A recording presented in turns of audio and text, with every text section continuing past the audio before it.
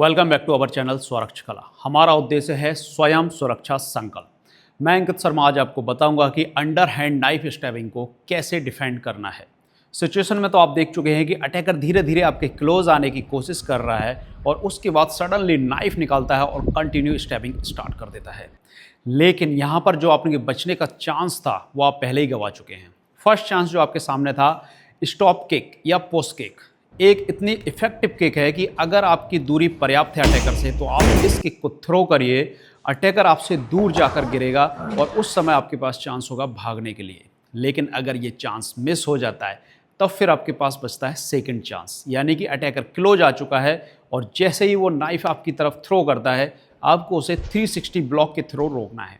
अगर आप 360 block proper तरीके से करते हैं तो नाइफ आपको छू नहीं पाएगा और वहाँ पे आपके बचने के चांसेस रहेंगे। लेकिन मोस्टली लोग क्या करते हैं कि 360 ब्लॉक में सिर्फ अपने हैंड को आगे ले जाते हैं और अपने वैली को पीछे नहीं करते हैं, जिससे जो नाइफ है वो उनकी रिब्स में घुस जाता है और उसके बाद फिर अटैकर का जो मोरल है वो और ज़्यादा बढ़ जाता है और वो कंटिन्यू उसको मारने लगता है। लेकिन आपको प्रॉपर तरीके से 360 ब्लॉक करना है, यानी लेग पीछे लो, वैली को शिफ्ट करो एंड 360 ब्लॉक 45 डिग्री पर हिट करेगा उसके फोर आर्म्स पर, जिससे उसके नाइफ की जो स्पीड है वो कम हो जाएगी। लेकिन अटैकर यहीं नहीं रुकेगा, इसके बाद आपको उसे एक हिट देना पड़ेगा।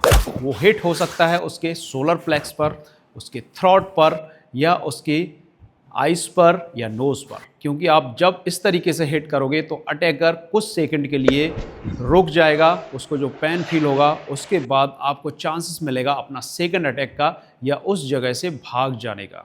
तो ध्यान रखें कि जब भी आप अटैक करें पूरी पावर से करें, जिससे अटैकर से आपकी दूरी पर्याप्त हो जाए और आप वहाँ से भाग सकें। यहाँ पर मैं गर्ल्स के लिए रिकमेंड करूँगा कि अगर उन्होंने ब्लॉक और हिट प्रॉपर कर लिया है तो उस जगह से जल्दी भाग जाएं।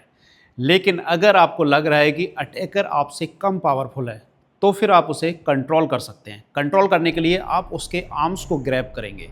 आर्म्स प्रॉपर बॉडी के क्लोज रखना है, जिससे कि अटैकर वहाँ से अपने हैंड को निकाल ना पाए, क्योंकि अगर उसने हैंड निकाल लिया, यानी कि अगर आपने आर्म्स को पूरी तरीके से कंट्रोल नहीं किया तो वहाँ से हैंड निकालेगा और साथ ही आपको एक ऐसा कट देगा कि उसके बाद फिर आप डिफेंस नहीं कर पाओगे।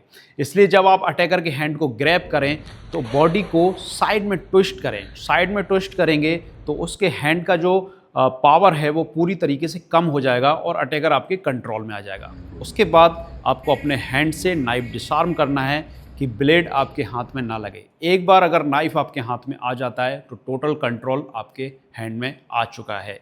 उसके बाद आप एक सिंगल कट उसको दे सकते हैं या उसके बाद आप नी स्ट्राइक भी कर सकते हैं या उसके बाद अटैकर को नीचे टेक डाउन कर सकते हैं ग्राउंड पे और वहाँ से उसके आर्म्स को कट करके भाग जाइए।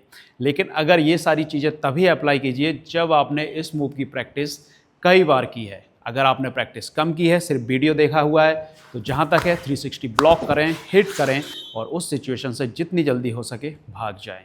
अगर आपके साथ भी कोई सिचुएशन आई है जहाँ पर आप इसको डिफेंड नहीं कर पाए हैं या आपने डिफेंड कर लिया है, तो आप हमसे शेयर कर सकते हैं, जिस पर हम एक अच्छा सा एक्सप्लेनेशन वीडियो देंगे और उसका एक डिफेंस बताएंगे। साथ ही अगर आप चाहते हैं कि हमसे डायरेक्ट जुड़ें तो हमारे इंस्टा पेज के थ्रू आप हमें मैसेज कर सकते हैं, वहाँ पर हम आपके साथ बातचीत भी कर सकते हैं। तो एक नई सिचुएशन के साथ फिर से मिलते हैं, तब तक के लिए जय हिंद।